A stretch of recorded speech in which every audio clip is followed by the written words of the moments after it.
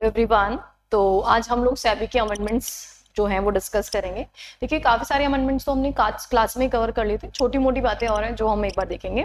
तो सबसे पहले हम लोग बात करेंगे आईसीडीआर रेगुलेशन की। देखो, आईसीडीआर रेगुलेशन में जैसे हम लोगों ने पढ़ा था कि डीओडी फाइल करना है, ओडी फाइल करना है, एंड देन उसके बाद सेबी उसमें ऑब्जर्वेशंस देता है। आपको याद होगा, डीओडी हम पहले सेबी को फाइल करते हैं, देन सेबी ऑब्जर्वेशन देता है, तो लेकिन 30 डेज में ऑब्जर्वेशन देता है, लेकिन वो उसमें 4 डेट्स होती हैं, 4 dates whichever is later में से 30 दिन कि अगर मान लो सेबी को लगता है कि कुछ इन्फॉर्मेशन आधी अधूरी है तो इन्फॉर्मेशन और मंगानी है सेबी को, तो इन सब चीज़ों में बहुत टाइम लगता है। तो उन टाइम को रिड्यूस करने के कंसर्न में सेबी ने भी एक गाइडलाइन इशू की है, guideline for returning of DOD and its resubmission. इसके कंसर्न में गाइडलाइन इशू की गई ताकि अननेसेसरी डिले ना हो। तो इस रेस्पेक्टिव गाइडलाइन में क्या क्या बातें हैं? The broad guideline for returning of DOD and its resubmission are provided below. तो उसके लिए गाइडलाइन दी कि भाई ऐसा ना हो कि हमने उनको बोला कि रिप्लाई करो, फिर वो रिप्लाई में बहुत टाइम लग रहा है, फिर से हम रिप्लाई मांग रहे हैं, तो उसके लिए कुछ एक क्राइटेरिया होना चाहिए, वो अभी प्रेस्क्राइब किया है। That is what return of DoD. DOD must be drafted in simple language with visual representation of data so as to ensure ease of understanding of its content. That means आपकी जो language होनी चाहिए वो एकदम easy होनी चाहिए, आसानी से understandable होनी चाहिए। Number 2, the information in DOD is presented in a clear, concise and intelligible manner, and the DOD avoid complex presentation, वेग, एम्बिगियस एंड इम्प्रेसिस एक्सप्लेनेशन। तो देखो, ऐसा है कि मतलब जो भी इंफॉर्मेशन है वो सही होनी चाहिए, मतलब कहीं कोई झूठी या गलत इंफॉर्मेशन नहीं होनी चाहिए, गलत इंप्रेशन नहीं देनी चाहिए, और मतलब ऐसी बातें हैं जो उन्होंने गाइडलाइंस इशू की है। The risk factors are appropriately worded in simple, clear and unambiguous language. That means अगर इस इशू से रिलेटेड कोई रिस्क फैक्टर इन्वॉल्व है तो वो रिस्क फैक्टर भी आपको इसमें बताना पड़ेगा। तो ये तो किसके कंसर्न में हुआ? डीओडी के कंसर्न में। फिर उसके बाद है रीसबमिशन ऑफ डीओडी। अगर मान लीजिए while there shall be no requirement of payment of any fee on account of resubmission of DOD, the requirement for paying of applicable fee for the changes, if any, in terms of changes specified in Schedule 16 of ICAR regulation for updated offer document shall continue to apply. जैसे मान लीजिए, वैसे तो आप रीसबमिशन कर रहे हो, आपको सेबी ने कुछ इन्फॉर्मेशन डिमांड की है, तो रीसबमिशन में कोई फीस नहीं लगती है। लेकिन मान लीजिए आप अमेंडमेंट कर रहे हो अपने DOD में, आप खुद से कुछ नई कंडीशंस डाल रहे हो, तो डेफिनेटली उस पर फीस एप्लीकेबल रीसबमिशन की रहेगी। There shall be no refund of filing fee on account of non-submission of DOD by the issuer after return. That means अगर मान लीजिए ऐसा है कि आपने DOD फाइल किया सेबी को, सेबी ने बोला कि आपको वापस से रीसबमिशन करना पड़ेगा, आपने रीसबमिशन नहीं किया, तो रीसबमिशन नहीं किया तो अब आप बोल रहे हो कि नहीं, हमारा जो फीस है हमने पे किया वो रिफंड करो, वो रिफंड नहीं मिलेगा, आपकी गलती है, आपको फाइल कर देना चाहिए था। The issuer within 2 days of resubmission of DOD with the SEBI shall make a public announcement in the mode and manner as specified by the ICDR regulation as applicable, and the issuer shall also include a disclosure that it is a resubmitted document. तो जैसे आपने मान लो रीसबमिशन कर दिया सेबी को, तो आपको एक पब्लिक अनाउंसमेंट देना पड़ेगा, वही न्यूज़पेपर वगैरह में, कि भाई हमने रीसबमिशन किया, और कितने टाइम में देना आपको? 2 डेज के अंदर अंदर, कि भाई हमने क्या कर दिया है, डॉक्यूमेंट रीसबमिट किया है सेबी को। और साथ ही में issuer shell also include a disclosure, क्या कि ये रीसबमिटेड डॉक्यूमेंट है, आपको ये भी डिस्क्लोजर देना होगा। करेक्ट? चलिए, नेक्स्ट है the issuer shall make a written intimation to the sectoral regulator if any informing about the return and resubmission of the DOD as applicable. और आपके मान लो कोई पर्टिकुलर रेगुलेटर एप्लीकेबल है, जैसे मान लो इंश्योरेंस कंपनी है तो IRDA एप्लीकेबल होता है, बैंकिंग कंपनी है RBI एप्लीकेबल होता है, तो आपको उनको भी इन्फॉर्म करना पड़ेगा कि जब आप पब्लिक इशू ला रहे थे तो आपने जो ड्राफ्ट ऑफर डॉक्यूमेंट है उसको रीसबमिट किया है। फाइन है, तो एक छोटा सा ये था। चलिए, अब promoters contribution in case of IPO। आपको याद होगा हमने प्रमोटर कॉन्ट्रीब्यूशन पढ़ा था, तो प्रमोटर कॉन्ट्रीब्यूशन कितना परसेंट पढ़ते हैं हम? 20%। जिसमें हमने पढ़ा था कि अगर प्रमोटर 20% नहीं ला पा रहा है ना, तो उस केस में उसके कुछ जो अच्छा सोचते हैं उसके लिए, कि हाँ उसके अच्छे दोस्त हैं, वो लोग भी यहाँ पे कॉन्ट्रीब्यूट कर सकते हैं। तो 5 पांडव्स पढ़ रहे थे हम लोग, याद है? तो उन्हीं में कुछ और नाम एड ऑन होंगे। जैसे आपको याद है कि प्रमोटर का जो कॉन्ट्रीब्यूशन होता है दैट इज व्हाट एटलीस्ट 20% होता है, लेकिन वो कॉन्ट्रीब्यूशन 10% के इक्विवेलेंट किससे ला सकता था? AIF से ला सकता था, फॉरेन वेंचर फंड से ला सकता था, स्केड्यूल कमर्शियल बैंक से ला सकता था, PFI से ला सकता था, और इंश्योरेंस कंपनी। ये 5 लोग थे जो पहले से कवर थे। इसमें आपको कुछ नाम और ऐड करने हैं। क्या नाम ऐड करना है? Any non individual public share holder. कौन? Non individual public share holder, मतलब जो इंडिविजुअल नहीं होना चाहिए, holding at least 5% of post issue capital. Post issue capital, जो कंपनी की पोस्ट इशू कैपिटल का 5% होल्ड करता है, ऐसा पब्लिक होल्डर जो नॉन इंडिविजुअल है, अब उससे भी कंट्रीब्यूशन मंगा सकते हैं। या एंटिटी, इंडिविजुअल या non individual, forming part of promoter group other then promoter, तो जो प्रमोटर ग्रुप का पार्ट है लेकिन वो प्रमोटर नहीं है खुद, तो वो लोग भी यहाँ पे कंट्रीब्यूशन एंड असिस्टेंस प्रोवाइड कर सकते हैं। तो अब 5 की जगह पे कितने लोग हुए हैं? 7 लोग। ठीक है, पहले 5 लोग हुआ करते थे, alternative investment fund, foreign venture funds वगैरह। अब यहाँ पे 2 लोग और ऐड ऑन करने हैं आपको, तो छोटा सा अमेंडमेंट है जिसमें आपको 2 नाम लिख लेना है। कौन कौन से 2 नाम? पहला नंबर 1, वो पब्लिक होल्डर्स जो नॉन इंडिविजुअल हैं, जिनके पास पोस्ट इशू कैपिटल का 5% स्टेक है, पोस्ट इशू कैपिटल का 5% होल्ड करते हैं। और दूसरे वो लोग जो चाहे इंडिविजुअल हो, नॉन इंडिविजुअल, कोई से भी क्यों ना हो, जो प्रमोटर ग्रुप से रिलेट करने वाली एंटिटीज हैं, लेकिन वो प्रमोटर तो ऑब्वियसली नहीं है। प्रमोटर होता तो प्रमोटर खुद तो कॉन्ट्रीब्यूशन ले आता, तो फिर ये बात ही नहीं करते हम, तो अदर एंटिटीज है। Got it? चलिए आगे बढ़ते हैं। Lock in. तो लॉक इन में आपको याद है प्रोविजन हमने पढ़ा था कि मिनिमम प्रमोटर कंट्रीब्यूशन जो है वो लॉक्ड इन रहेगा इंक्लूडिंग। तो यहाँ पे जो ये लोग थे ना, ये 5 लोगों के नाम हम पढ़ते थे, उनके साथ साथ ये 2 लोग जो ऊपर हमने पढ़े हैं वो नाम एड ऑन करने हैं, बाकी कुछ चेंज नहीं है। कि minimum promoter contribution including contribution made by, ये पूरी लैंग्वेज हम पढ़ते थे, कोई ए पब्लिक जो आपका फॉरेन वेंचर फंड्स हैं, इन सबके नाम के साथ साथ आपको ये 2 नाम और एड ऑन कर लेने डिट्टो से। ठीक है, तो ये लॉक इन रिक्वायरमेंट में आपको ये चेंज करना है। उसके अलावा पीरियड ऑफ सब्सक्रिप्शन की अगर हम बात करें, जैसे हमको पता है कि जो हमारा पब्लिक ऑफर है वो कितने दिन के लिए ओपन रहता है, तो मिनिमम 3 दिन और 10 दिन, ये तो हम पहले ही पढ़ चुके हैं। लेकिन साथ ही में इसने एड ऑन किया क्या, in case of force majeure, banking strike या अदर सिमिलर अनफोर्सिन सर्कमस्टांसेस अगर अराइज होती हैं, तो फिर उस केस में यहाँ पे एक वर्ड ऐड हो गया, अनफोर्सिन सर्कमस्टांसेस। ऐसे सर्कमस्टांसेस जो भी ऑन द कंट्रोल है, हमें नहीं पता हो जाएंगे, उनके लिए भी हम टाइम एक्सटेंड कर सकते हैं। और टाइम एक्सटेंशन अब मिनिमम कितना दिन हो गया? 1 वर्किंग डे। पहले ये मिनिमम 3 दिन होता था, जिसको इन्होंने अमेंड करके अब 1 दिन कर दिया। तो अगर मान लीजिए स्ट्राइक हो गई, तो स्ट्राइक हो गई तो आप टाइम एक्सटेंड करना चाहते हैं, तो आप 1 दिन के लिए टाइम एक्सटेंड कर सकते हैं। जैसे फॉर एग्जाम्पल मान लीजिए आपने ऑफर ओपन किया 4 दिन के लिए, स्ट्राइक हो गई तो आप 1 दिन के लिए और एक्सटेंड कर सकते हैं, तो आपका ऑफर कितने दिन के लिए ओपन रह जाएगा? 5 दिन के लिए ओपन रह जाएगा। पर किसी भी केस में आपका टाइम फ्रेम जो है वो 10 वर्किंग डेज से ज्यादा नहीं होना चाहिए। फाइन, तो ये छोटे छोटे अमेंडमेंट्स हमारे आईसीडीआर के कंसर्न में थे। तो मोटा मोटा तो देखो, एक तो जो कंट्रीब्यूशन है उसमें 2 लोग ऐड होंगे, और उसी के कंसर्न में लॉक इन में भी वो 2 लोग सेम टू सेम ऐड होंगे। और साथ ही में ये वाला पॉइंटर हम याद रखेंगे कि जो आपका पीरियड है वो अनफोर्सिन सीजन पीरियड जो है रीजन से, उनके लिए भी एक्सटेंड किया जा सकता है 1 दिन के लिए।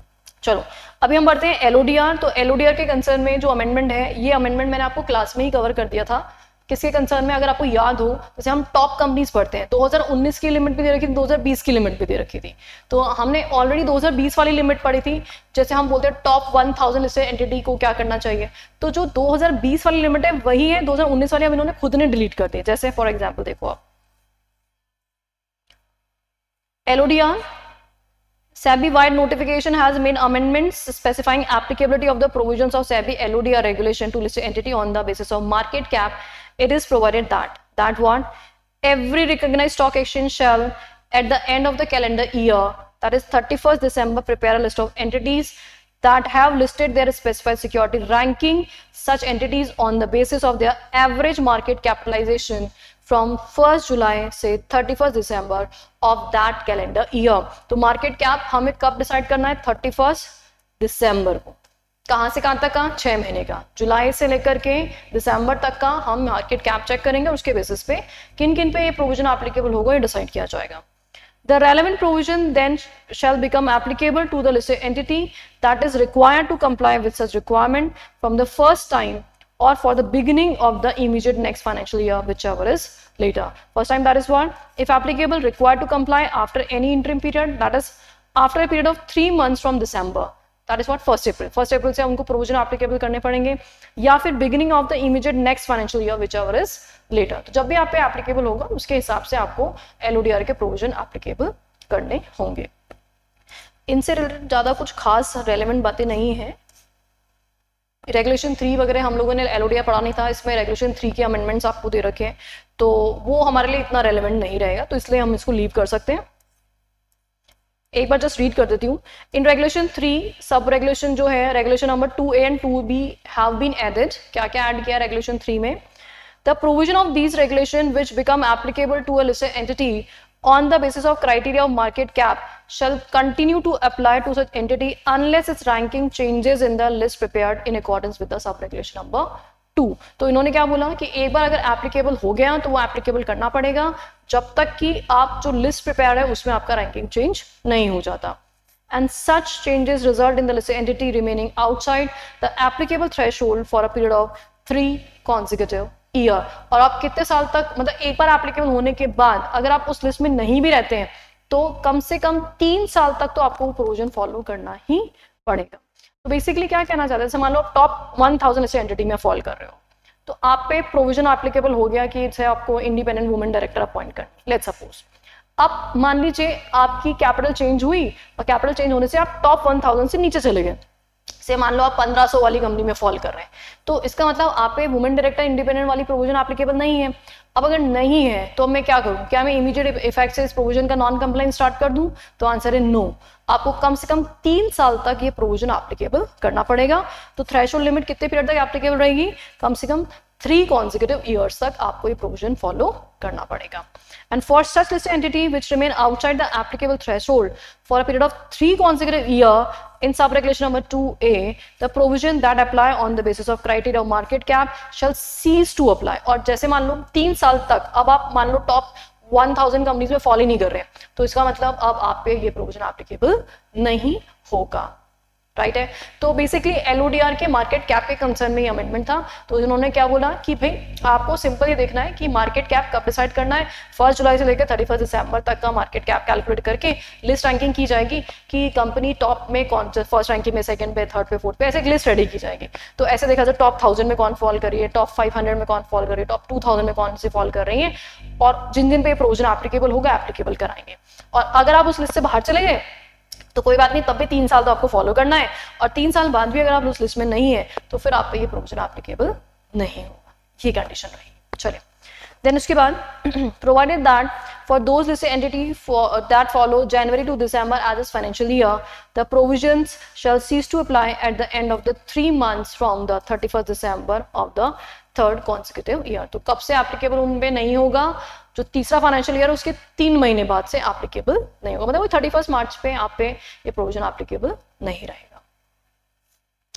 रेगुलेशन नंबर 15 जो है उसके कंसर्न में यहाँ पे एक प्रोविजन क्या डाला है कि corporate governance provision shall be applicable to high value debt listed entity and on comply or explain basis until March 31st March 2024.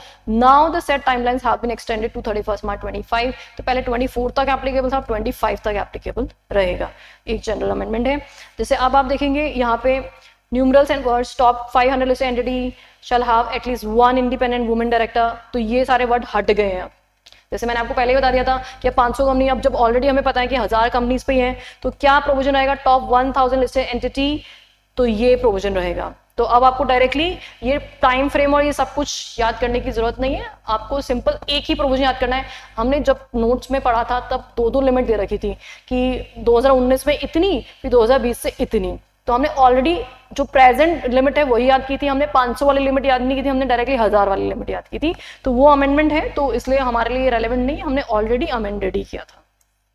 चलिए इसमें और कोई अमेंडमेंट नहीं है। हाँ, एक रेगुलेशन 29 का अमेंडमेंट है, ये भी मैंने आपको क्लास में डिस्कस कर दिया था कि रेगुलेशन 29 में हमने 3 टाइम लिमिट्स पढ़ी थी प्रायर इंटीमेशन की, 2 दिन, 5 दिन और 11 दिन वाली, तो वो अमेंड हो गया है। अब सारे ट्रांजेक्शन में सिर्फ एक ही इंटीमेशन है and that is what 2 working days की ही इंटीमेशन आपको देनी है। That is a simple amendment जो हम ऑलरेडी कवर कर चुके थे क्लास में। पूरा रेगुलेशन वापस इन्होंने दे दिया, तो पूरा वापस पढ़ने की जरूरत नहीं है, पूरा बाकी सेम है डिट्टो, बस टाइम फ्रेम बाकी हटा करके आप उसकी जगह पे क्या डाल देना, 2 दिन, बाकी 5 दिन और 11 दिन वाली लिमिट हट जाएगी। चलिए next is prohibition of insider trading.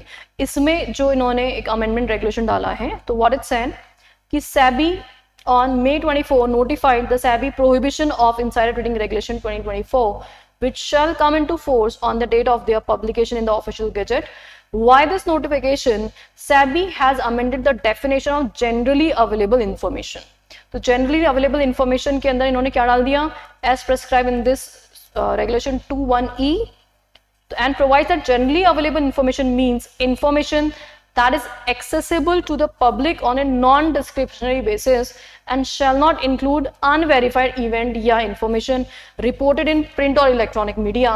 तो यहाँ पे generally information availability को यहाँ पे define किया गया है. तो definition में changes आ गया कि generally मतलब जो लोगों को पता नहीं है, means generally available तो मतलब है जो generally पता है लोगों को.